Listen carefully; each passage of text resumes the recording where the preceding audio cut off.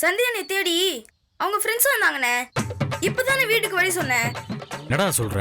யார் அந்த ஃப்ரெண்டு? கேட்டதுக்கு கூட படிக்கிற ஃப்ரெண்டுன்னு சொன்னாங்க. ஏதோ கோச்சிங் கிளாஸ் ஆமே.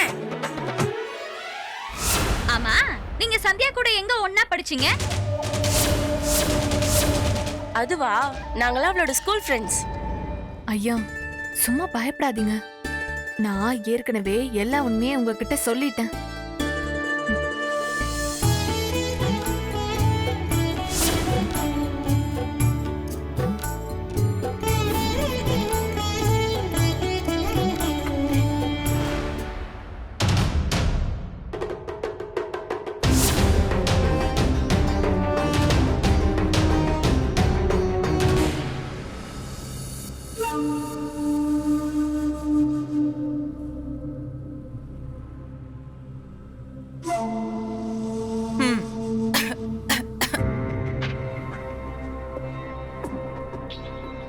இதே மாதிரி நம்ம அத்தை முன்னாடி இப்படி உட்கார்ந்தா அத்தை எப்படி ருத்ர தாண்டவம் ஆடும்.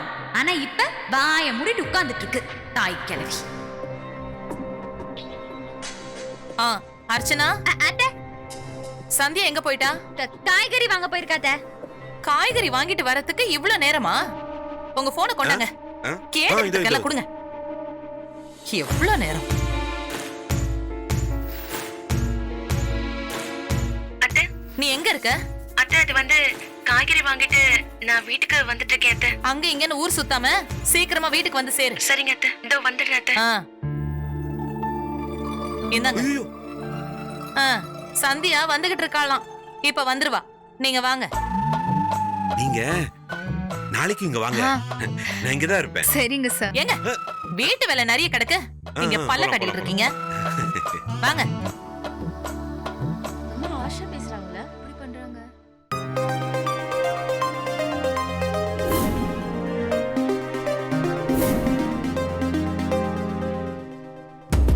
இத்தனை நாள் வராத ஸ்கூல் ஃப்ரெண்ட்ஸ் இப்ப எதுக்கு திடீர்னு வரணும்? ஏ அர்ச்சனா, அத்தை வாங்க. இதோ வரேன். வா வா.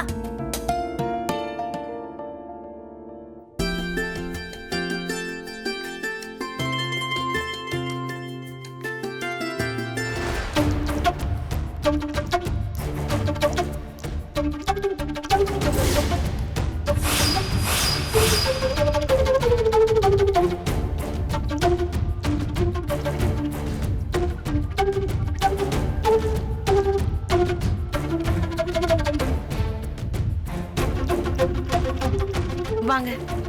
ஹாய். எப்ப வந்தீங்க? இதோ இப்பதான். இத கொடுங்கம்மா.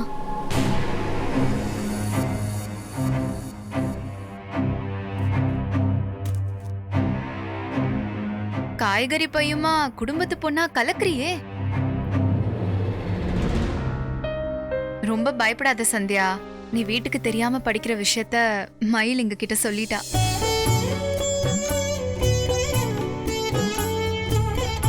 நாங்க உன் கூட ஸ்கூல்ல ஒன்னா படிச்சதா தான் சொல்லி வச்சிருக்கோம். நீயும் அதையே மெயின்டைன் பண்ணிக்கோ.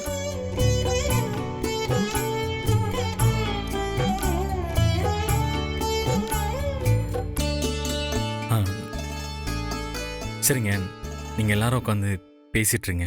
எனக்கு கடைக்கு போகணும். சரி. நான் இங்க உட்காந்து என்ன பண்ண போறேன்? வரேங்க.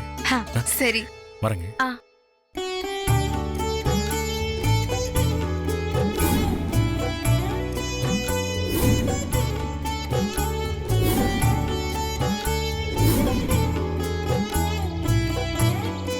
சரி சந்தியா, நாங்க கிளம்புறோம்.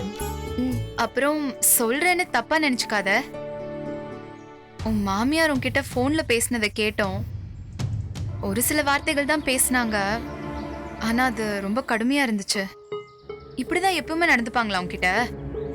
உண்மை தெரியாம அப்படிலாம் பேசாத பிரீத்தி. என் அத்தை எனக்கு இன்னொரு அம்மா மாதிரி. ஒரு அம்மா தான் பொண்ணுகிட்ட எவ்வளவு உரிமையா பேசுவாங்களோ அப்படிதான் அவங்களும் என்கிட்ட பேசுறாங்க.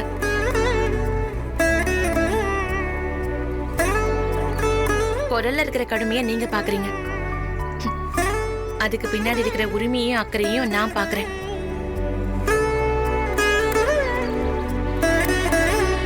எனக்கு அதுல எந்த தப்பும் இருக்கிற மாதிரி தெரியல.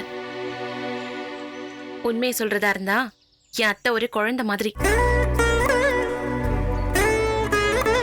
எதையுமே மனசுல வச்சுக்க மாட்டாங்க. எல்லாமே டான்னு பேசிடுவாங்க. சாரி, நீ உன் மாமியார் இவ்ளோ மதிக்கிறேன்னு தெரியாம நாங்க தப்பா சொல்லிட்டோம். இட்ஸ் ஓகே, இருக்கட்டும். சரி, நாங்க கிளம்புறோம். பாய் பாய். வரோம்.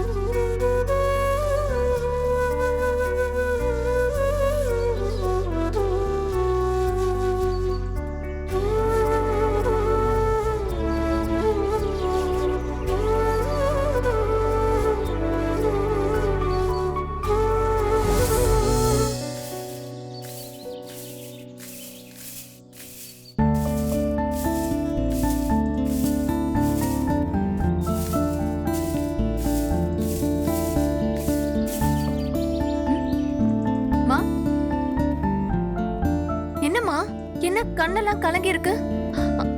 அம்மா எதுவும் சொல்லிட்டாங்களா? நீ எனக்கு எவ்வளவு பெரிய உதவி பண்ணிருக்க தெரியுமா மயில?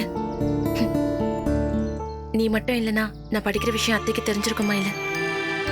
உனக்கு எவ்வளவு நன்றி சொன்னாலும் பத்தாது. ரொம்ப நன்றி மயில. அம்மா, என்னம்மா நீங்க யாரு, நான் யாரு? என்கிட்ட போய் நன்றி அது இதுன்னு பேசிக்கிட்டு சரவணன் ஐயா பண்ணதை விடையா நான் பெருசா பண்ணிட்டேன்? இல்ல மயில, அத்தைக்கு தெரியாம என்ன கோச்சிங் கிளாஸ் அனுப்புறப்ப அவர் எவ்வளவு கஷ்டப்படுறாரு தெரியுமா? ஒருவேளை இன்னைக்கு உண்மை தெரிஞ்சிருந்தா அத்தையோட கோவம் என்னை விட அவர் மேலதான் அதிகமா இருந்திருக்கும். எனக்கு உதவி செய்ய போய் அம்மா பையனுக்குள்ள பிரச்சனை வந்துருமோன்னு நான் ஒவ்வொரு நிமிஷமும் பயந்துகிட்டே இருக்கேன் தெரியுமா? நீங்கெல்லாம் எதுக்காகவும் பயப்பட வேண்டாம். நீங்க படிச்சு பெரிய போலீஸ் அதிகாரி ஆகணும்னு நல்ல முடிவு தான் எடுத்திருக்கீங்க.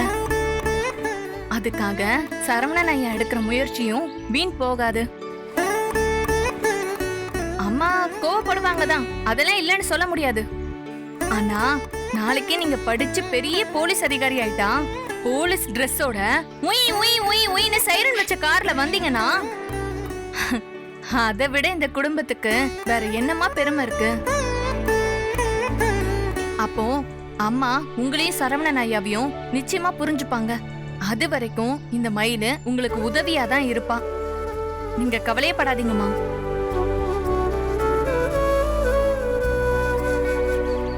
தேங்க்ஸ் மயிலு. மா, பாத்துக்கலாம் விடுங்கம்மா, இதெல்லாம் ஒரு விஷயமா?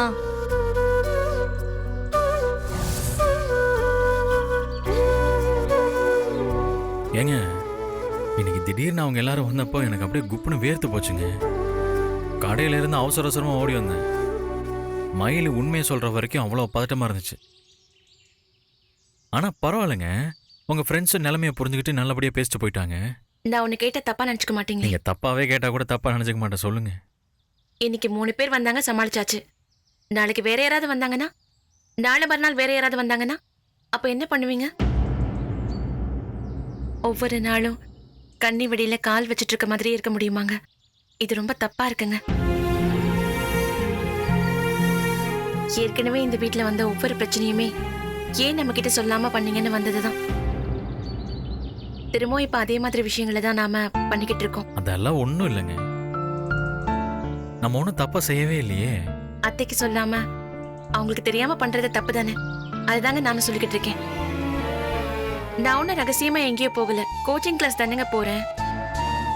அங்க தெரிஞ்சவங்க வரலாம், தெரிஞ்சவங்க யாராவது என்ன பார்க்கலாம். என்னடா இந்த பொண்ணு தினமும் இங்க வந்துட்டு போதேன்னு என்ன வேணா நினைக்கலாம். பேப்பர்ல போட்டோ வந்து சினிமாக்கு போகணும்னு அர்ச்சனா ட்விஸ்ட் பண்ணதுனால நாம தப்பிச்சோம். இப்படியே எவ்வளவு நாள் தாங்க நாம தப்பிக்க முடியும்? இது எல்லாத்துக்கும் மேல நான் கடையில உங்களுக்கு உதவியா வேலை செஞ்சுட்டு இருக்கேன்னு அத்தை நம்பிட்டு இருக்காங்க. கடை ஒன்றும் எங்கேயோலாம் இல்லையேங்க, நம்ம வீட்டு பக்கத்துல தான் இருக்கு. அத்தை வந்து எட்டி பார்த்தாங்கன்னா எல்லா உண்மையும் அவங்களுக்கு தெரிஞ்சிடாது. அப்படியெல்லாம் ஒன்றும் வரமாட்டாங்க. அம்மா எப்போவாச்சும் கடைக்கு வந்து நீங்க பார்த்துருக்கீங்களா?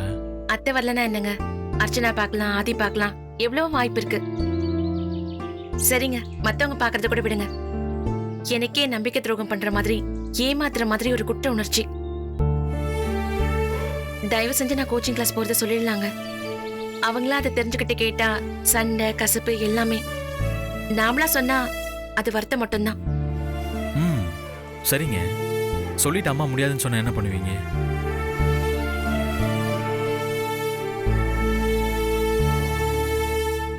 அப்படி அம்மா சொன்னாலும் நான் விட்டுற மாட்டேன்னு வைங்க. இருந்தாலும் ஒரு பேச்சு கேட்குறேன், என்ன பண்ணுவீங்க?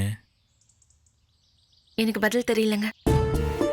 ஆனா சொல்லாம இருக்கிறது தப்புன்னு மட்டும் எனக்கு புரியுது. சரி, நீங்கள் ஒன்றும் வருத்தப்படாதீங்க, கூடி சீக்கிரம் சொல்லிடுவோம்.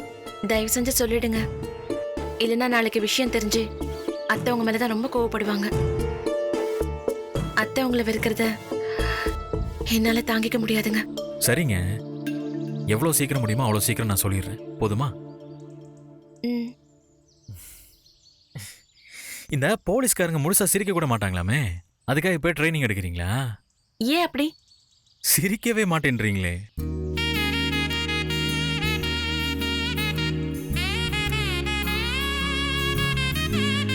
அவ்வளவுதான். இந்த முகத்தை தான் நான் எப்பவும் பார்க்கணும்.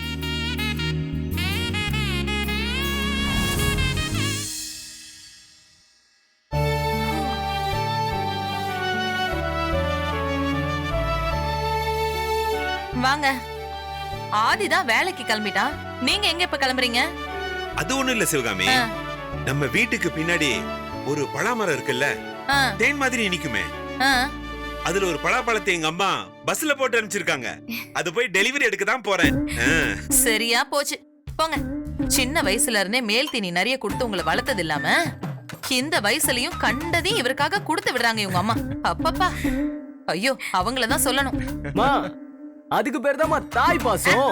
என்னதுடா பெரிய தாய் பாசம்? சும்மா அடிச்சு விடாதப்பா. எனக்கு தெரியாத இவரை பத்தி. ஐயா உடனே கிளம்பிடாதீங்க. பொங்கல் பண்ணிருக்கேன், சாப்பிட்டு கிளம்புங்க. கண்டிப்பா, சாப்பிடாம எப்படி போவேன் மயிலே? எல்லாரும் என்ன ஓவரா தான் பேசுறீங்க. சும்மா இந்த வீட்ல நான் மட்டும் தான் சாப்பிடுறேனா? ஏய் சரவணா, இன்னைக்கு கடைக்கு புது சரக்குலாம் வருது. நான் வேற போயிட்டு இறக்கி வைக்கணும். கடையில செல்வம் ஃப்ரீயா இருந்தா கொஞ்சம் அனுப்பிச்சு வைக்கிறியா? ஒத்தாசையா இருக்கும்.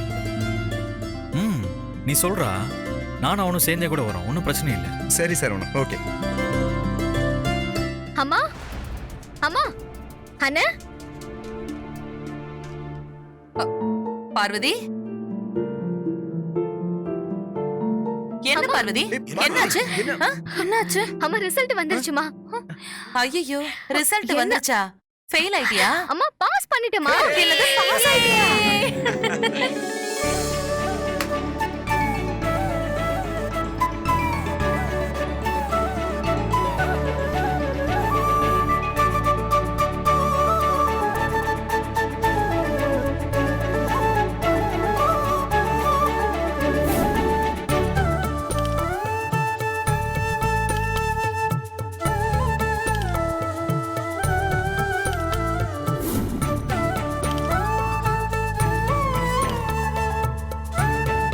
கலக்கிட்ட பார்வதி, பொம்பளை பிள்ளைங்க படிச்சு பட்டம் வாங்குறது எவ்வளவு பெருமை தெரியுமா?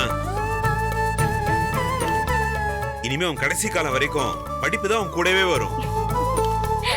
அது மட்டும் இல்லாம நம்ம வீட்ல காலேஜுக்கு போய் பட்டம் வாங்கின முதல் ஆள் இவதான். அண்ணா, அப்ப நானு? டேய், பொண்ணுங்கள்னு சொன்னான்டா, இவன் ஒருத்தன். ஓ சரி. அப்ப நானு? ஆஹா, நான் ஏதோ வாய் விட்டு சிக்கிட்டேன் போல இருக்கே. போன செமஸ்டர்ல எல்லா பேப்பர்லயும் ஃபெயில் ஆனனா, இப்ப கம்ப்ளீட்டா அரியரே இல்லாம எல்லா பேப்பரையும் கிளியர் பண்ணி பாஸ் பண்ணிருக்கேனா, அதுக்கு முழு காரணம் சந்தியா அண்ணி மட்டும்தான். அவங்க எனக்கு சொல்லி கொடுத்ததை வச்சுதான் நான் படிச்சேன். ரொம்ப தேங்க்ஸ் அண்ணி.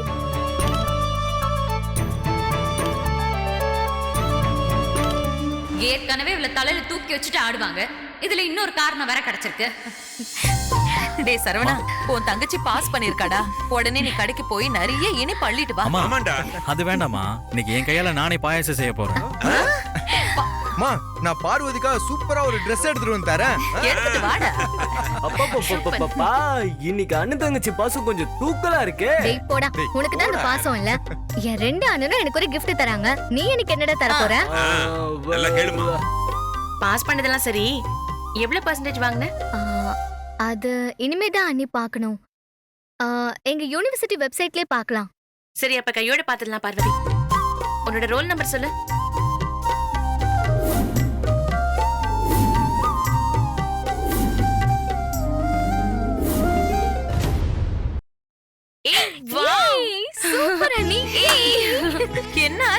எவ்வளவு மார்க்கு? நான் சத்தியமா எதிர்பார்க்கவே இல்லை இவ்வளவு மார்க்ஸ் எடுப்பான்னு. எவ்வளவுதாம்மா மார்க்கு? எல்லா சப்ஜெக்ட்லயும் 70%க்கு மேல எடுத்திருக்கா. சூப்பர் பார்வதி. டோட்டலா 73% மார்க்ஸ் எடுத்து ஃபர்ஸ்ட் கிளாஸ்ல பாஸ் பண்ணிருக்கா. ஏன் தங்கச்சி? சூப்பர். அடி பின்னிட்ட பார்வதி, சூப்பர். கொஞ்சம் விட்டுருந்தா அன்னி மாதிரி யுனிவர்சிட்டி ரேங்க் ஹோல்டர் ஆயிருப்பா போல இருக்கே. ஆமா. அதுக்கான எல்லா தகுதியும் நம்ம பார்வதிக்கு இருக்கு. அப்புறம் என்னம்மா சந்தியா, நீ நினைச்ச மாதிரியே பார்வதியை படிக்க வச்சு ஜெயிக்க வச்சு சாதிச்சிட்ட. இனிமே என்ன, கல்யாண பேச்சு ஆரம்பிச்சிடலாமா? ஆரம்பிச்சிடலாமா? கல்யாணம்னு சொன்னதும் பார்வதி முகத்துல வெக்கத்தை பாருங்க.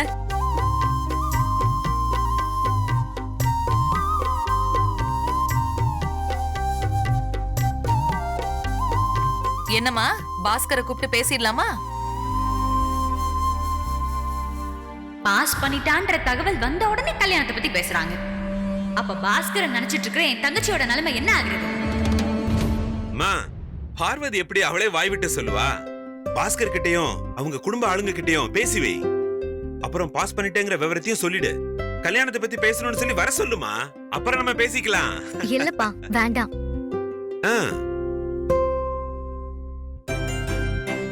வேண்டாமா? என்ன பார்வதி சொல்ற? ஐயோ, அப்படி சொல்லல அண்ணி. நான் பாஸ் பண்ண விஷயத்தை பத்தி பாஸ்கர் கிட்ட நீங்க யாரும் சொல்ல வேண்டாம், நானே சொல்லிக்கிறேன்னு சொல்ல வந்தேன்.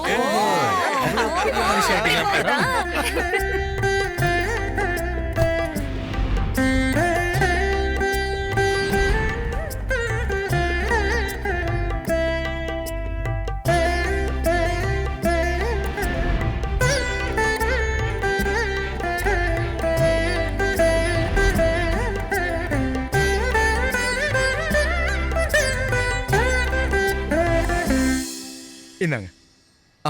இந்தாங்க. தேங்க்ஸ்ங்க, வாங்க. வரேன்.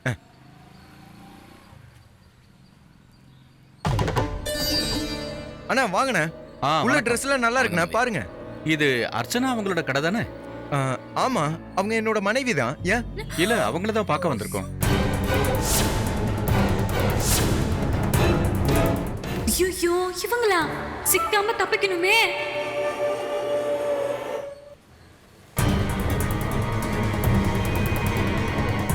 சாமி, கொஞ்சம் தள்ளிக்கோங்க. வாங்க சாமி, நல்லா இருக்கீங்களா? வணக்கம்மா. அர்ச்சனா, இவங்களுக்கு தெரியுமா ஏன் உன்னை தேடி வந்திருக்காங்க? இவங்க எங்க? இவங்கள நான் பாத்துக்கறேங்க. வேற கஸ்டமர் வந்திருக்காங்க, இவங்கள நீங்க பாத்துக்கோங்க. இவங்கள நான் பாத்துக்கறேன். அர்ச்சனா, இது யாருன்னு கேட்ட. ஐயோ, நீங்க முதல்ல கஸ்டமரை பாருங்க, வெயிட் பண்ணிட்டு இருக்காங்க. நீங்க வாங்க சாமி. நான் யாருன்னு கேட்டுக்கிட்டே இருக்கேன், நீ போய்க்கிட்டே இருக்க. கஸ்டமரை கவனிங்க, அப்புறம் சொல்றேன். அம்மா வாங்கம்மா. வணக்கம். என்னம்மா வேணும்? பேண்ட் சட்டை வாங்க, வேணும். உள்ள இருக்கு, பார்க்கலாம் வாங்க.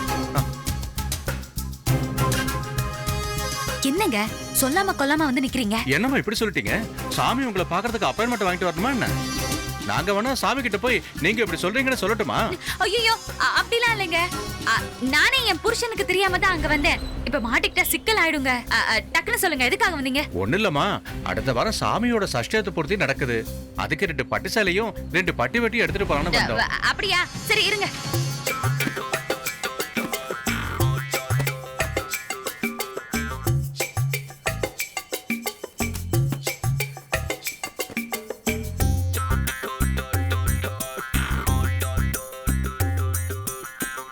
இந்த கலர்லாம் நல்லாதான் இருக்கு. இன்னும் 2 கலர் எடுமா. ஐயோ, நிலவரம் புரியாம இப்படி பண்ணாதீங்க.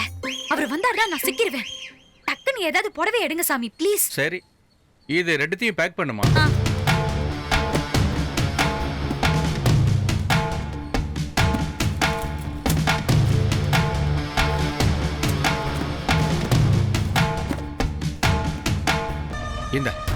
இந்தாங்க, மொத்தம் 6500 ரூபாய் ஆச்சு.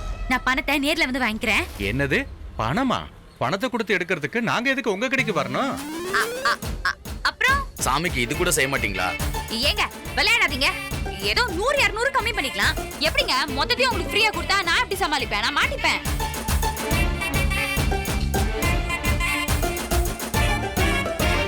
சரிம்மா, நீ ஒண்ணு ஃப்ரீயா தரவானா? சாமிக்கு கொடுக்கற தட்சணை எல்லாம் கழிச்சுக்க. ஐயோ, சரி, முதல்ல இடத்த காலி பண்ணுங்க. நீங்க இங்க இருக்க எனக்கு தான் பீதி ஆகுது சாமி. கிளம்புங்க. சரிம்மா, கிளம்புங்க.